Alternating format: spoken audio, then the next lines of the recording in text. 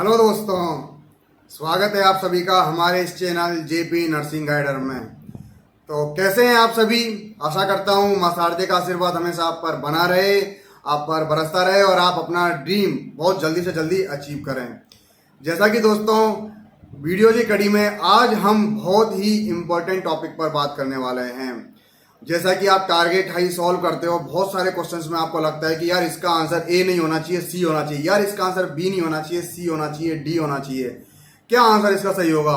तो उसी कड़ी में आगे बढ़ते हुए ओबीजी का पार्ट मैंने पूरा उठाया है। टारगेट आएगा उसका 4th addition, 5th addition, 6th addition, सिर्फ आपके लिए मैंने पूरी मेहनत की है। तीनों एडिशन उठा के जितने भी क्वेश्चंस मुझे थ्योरेटिकली गलत लगे, प्रैक्टिकली क्या होता है हमें उससे मतलब नहीं है अभी, क्योंकि नॉट सेट में हमें आंसर सही करके आने से मतलब है, हमें थ्योरेटिकली हमारा आंसर सही होना चाहिए। ठीक है, तो उसी चीज को लेते हुए मैंने जो क्वेश्चन आप सबके लिए डाउटफुल लगते हैं और आपको लगता है कि यह आंसर गलत है, इसका आंसर कुछ और होना चाहिए, तो वो सारा कुछ मैं डीसी दत्ता से टैली करके, पूरा जो भी नोट सेट डीसी दत्ता को टैली करके आंसर मानती है तो उसको टैली करके मैं आप सबके सामने रख रहा हूं। जो भी 10 15 20 क्वेश्चंस हैं आप उन सबको देख लीजिएगा ध्यान करके, और अपने जब भी टारगेट है कि बुक सॉल्व करें तो उसमें राइट टिक कर लीजिएगा। Got it? ये सभी आप सबके लिए मेहनत है, तो इसलिए बस यही कहूंगा चैनल पे अपना प्यार देते रहें, हम पर अपनी प्यार को बनाए रखें, जिससे कि हम आपके लिए अच्छी से अच्छी और मेहनत करते रहें और आपके लिए बहुत अच्छे से अच्छा कंटेंट लाते रहें।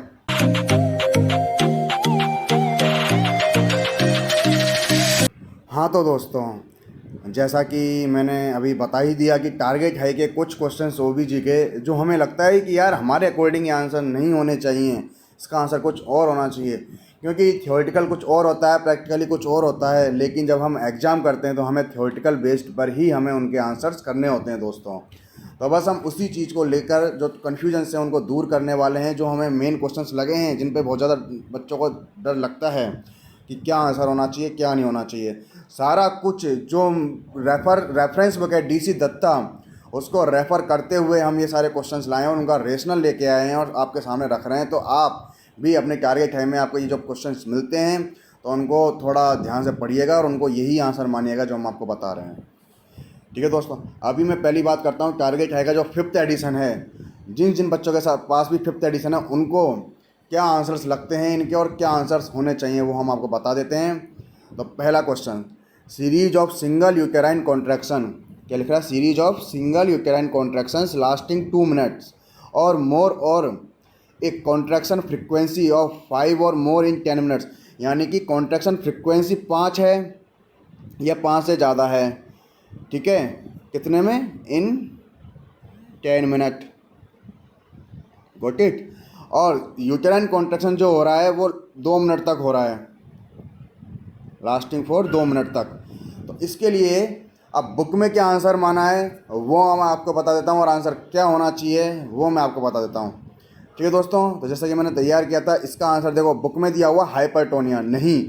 हाइपरटोनिया का मतलब होता है, जो भी हम क्या कहते हैं कि ये जो हाइपरटोनिया है ये इसने आंसर माना है बुक ने, लेकिन हाइपरटोनिया नहीं होता है, क्योंकि हाइपरटोनिया का मतलब होता है excessive duration of uterine contraction. Excessive duration of uterine contraction is called as hypertonia. और हाइपरटोनिया क्या हो जाएगा? Less duration of contraction is called hypotonia.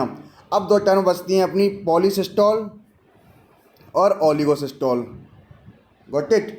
तो अब इसका जो मेन आंसर होगा वो आंसर होगा इसका पॉलीसिस्टोल। अब पॉलीसिस्टोल क्यों होगा? क्योंकि इसमें एक वर्ड दिया हुआ है फ्रीक्वेंसी।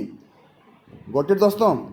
इसमें वर्ड दिया हुआ है एक फ्रीक्वेंसी की, जब कॉन्ट्रैक्शन फ्रीक्वेंसी 5 और 5 से ज़्यादा होती है 10 मिनट के अंदर, तो आप उसको या तो पॉलीसिस्टोल बोलते हैं या फिर कॉम्प्लिकेटेड कॉन्ट्रैक्शंस बोलते हैं। क्योंकि आपने पढ़ा होगा जो आइडियल कॉन्ट्रैक्शंस होते हैं वो 3 होते हैं, कितने? 10 मिनट्स में। और अगर 10 मिनट्स में 6 से ज़्यादा कॉन्ट्रैक्शन अगर आपको देखने को मिलते हैं तो उसे कॉम्प्लिकेटेड कॉन्ट्रैक्शंस कहते हैं। और अगर कॉन्ट्रैक्शन फ्रिक्वेंसी अगर आपको 5 से ज़्यादा दिख रही है 10 मिनट के अंदर तो उसे या तो कॉम्प्लिकेटेड कॉन्ट्रैक्शंस या फिर पॉलीसिस्टोल कहते हैं। तो दोस्तों बस यही चीज़ है, मैंने जो आपको बता दी कि इसका आंसर आपको थ्योरेटिकली, ठीक है दोस्तों, अभी हम प्रैक्टिकली कुछ बात नहीं कर रहे हैं क्या है क्या नहीं है, आपको इसका थ्योरेटिकली आंसर क्या मानना है दोस्तों? बी। डीसी दत्ता में साफ लिखा हुआ है, आप डीसी दत्ता को भी रेफर कर सकते हैं, हमने सारे आंसर डीसी दत्ता से टैली करके जो नॉर्सेट बुक जो आंसर नॉर्सेट जो जिस बुक को रेफ़र करती है उसको रेफ़र करके हमने आंसर्स आपको बता रहे हैं, तो इसका आंसर आपको हो जाएगा बी, पॉलीसिस्टोल। नेक्स्ट क्वेश्चन पे हम आते हैं।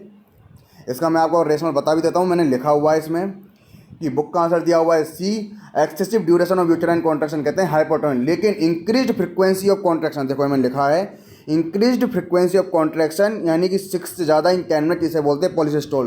दोस्तों आप नोट डाउन कर लीजिएगा इस चीज़ को, ठीक है दोस्तों। दूसरा क्वेश्चन आता है अपना, delayed cord clamping is Contra indicated in, यानी डिलेड कोल्ड क्लैंपिंग किस में कॉन्ट्रा इंडिकेटेड होता है। नॉर्मली तो अपन डिलेड ही करते हैं, थोड़ा सा 1-2 मिनट रुक के, लेकिन किस में कॉन्ट्रा इंडिकेटेड है वो आपको याद रखना है।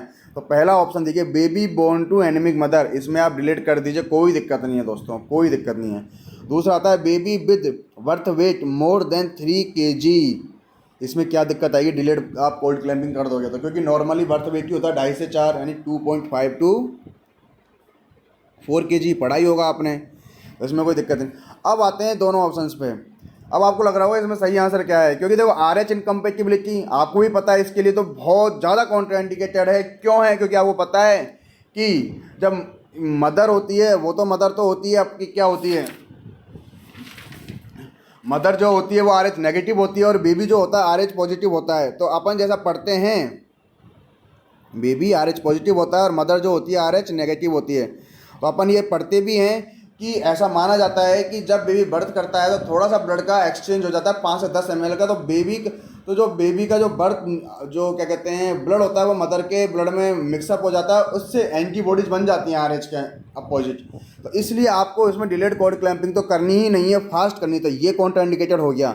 अब दूसरा आता है प्रीटर्म बेबी, अगर आप प्रीटर्म बेबी में डिलेड कोल्ड क्लैंपिंग करेंगे तो उसके अंदर भी बेबी के जो भी ब्लड का अगर एक्सचेंज होगा तो उसके अंदर पहले ही ब्लड कम है और उसके अंदर और कमी हो जाएगी, तो उसके लिए भी उसको कॉन्ट्राइंडिकेशंस हो सकते हैं।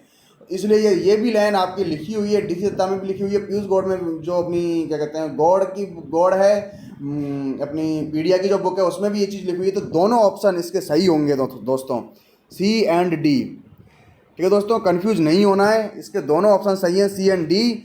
आपको मैं रेशनल भी बता देता हूँ, मैंने लिखा हुआ है, बुक का आंसर इसने माना है सी, लेकिन delayed cord clamping is also contraindicated in preterm baby, so both C and D are correct. Got it दोस्तों, आपको ये चीज़ याद रखनी है। नेक्स्ट क्वेश्चन पे आते हैं अपन, कैरेक्टरिस्टिक्स। ये सारे क्वेश्चंस मैंने target package of 5th addition जिसके पास हैं अभी उसके क्वेश्चंस चल रहे हैं, ठीक है दोस्तों। Next, characteristics of dizygotic pregnancy. अब आप खुद ही सोचिए इसका आंसर दोस्तों, इसमें बोला है कैरेक्टरिस्टिक्स ऑफ डाइजाइगोटिक। अब डाइजाइगोटिक का मतलब क्या है, 2 एमनियन बनेंगे, कितना तो पता है। डाइजाइगोटिक को और क्या बोलते हैं अपन, फ्रेटर्नल बोलते हैं, फ्रेटर्नल, और क्या बोलते हैं, बाइनोबुलर बोलते हैं, फ्रेटर्नल भी बोलते हैं, बाइनोबुलर भी बोलते हैं, और 2 एमनियन बनते हैं। अब अपन इसके ऑप्शन पे आते हैं अपन दोस्तों। पहला ऑप्शन क्या कह रहा है, देखो 4 एमनियन विल बी देयर, गलत। सेक्स में भी डिफरेंट, बिल्कुल सही, 2 एमनियन बन रहे हैं तो जरूरी नहीं है कि सेक्स सेम होगा, सेक्स डिफरेंट भी हो सकता है।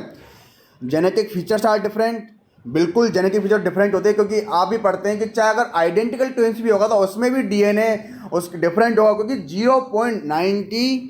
0.99% तो सेम होगा आइडेंटिकल में, लेकिन उसमें भी 0.01% जो डीएनए होता है वो डिफरेंट होता है। और इसीलिए अपन जब भी कोई फॉरेंसिक लैब होती है उसमें अपन डीएनए टेस्टिंग के लिए भेजते हैं, जब भी कोई प्रॉब्लम्स क्रिएट होती है, जब भी कोई अपन को तहकीकात करनी होती है या फिर इन्वेस्टिगेशंस करनी होती है।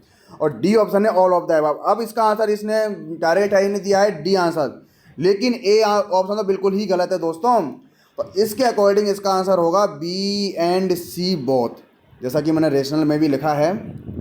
बुक का आंसर दिया है डी, लेकिन in dizygotic pregnancy 2 amnion are present, option B and C are correct, but option A is incorrect. ये सारी चीज़ें आप करेक्ट कर लीजिएगा दोस्तों अपने माइंड में। Next question, correct regarding changes with occur during pregnancy is या आर। अब ये आप पढ़िए, बहुत प्यारा क्वेश्चन है। और करेक्ट रिगार्डिंग, अब पहला ऑप्शन देखिए, ब्लड वॉल्यूम विल इंक्रीज, बिल्कुल आपको पता है ब्लड वॉल्यूम हाइपर वॉल्यूमिया होता ही है, और किसकी वजह से होता है ये भी आपको पता होगा, हाइपर वॉल्यूमिया होता है। और ये किसकी वजह से होता है वो पता है, ADH और एल्डोस्टेरोन की वजह से होता है। ये सारी चीज़ें आपको पता ही होंगी क्यों। और ये हाइपर वॉल्यूमिया होने का क्या रीज़न है और इससे क्या बेनिफिट मिलता है ये भी आपको पता हो, क्योंकि ये आपको पीपीएस से प्रिवेंट करने के लिए हेल्प करता है, ये इसका बेनिफिट भी होता है। ठीक है, पहला ऑप्शन आपका क्लियर हो गया। दूसरा, आरबीसी मास इंक्रीज,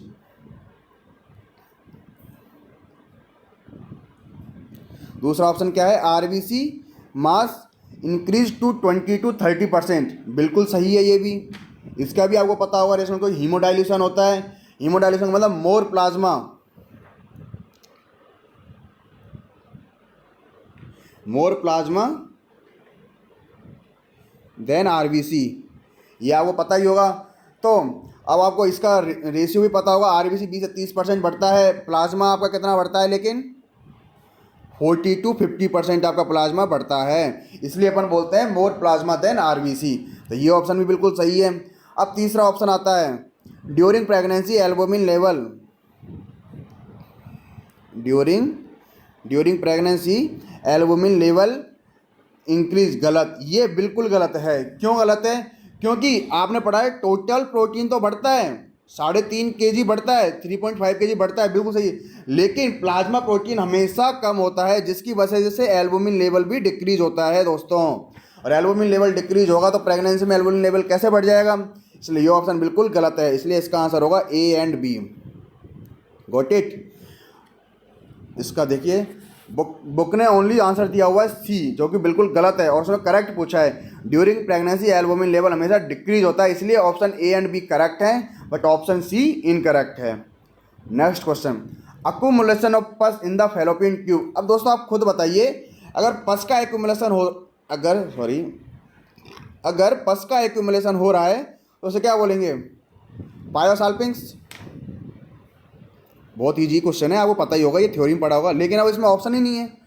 अब इसने ऑप्शन, अब देखो सैलिनजाइटिस तो कुछ होता है, साल्पिंजाइटिस होता है, फैलोपियन ट्यूब में इन्फ्लामेशन, ये तो बिल्कुल गलत। हाइड्रोसाल्पिंग्स, हाइड्रोसाल्पिंग्स क्या होता है, एक्यूमुलेशन ऑफ वाटर।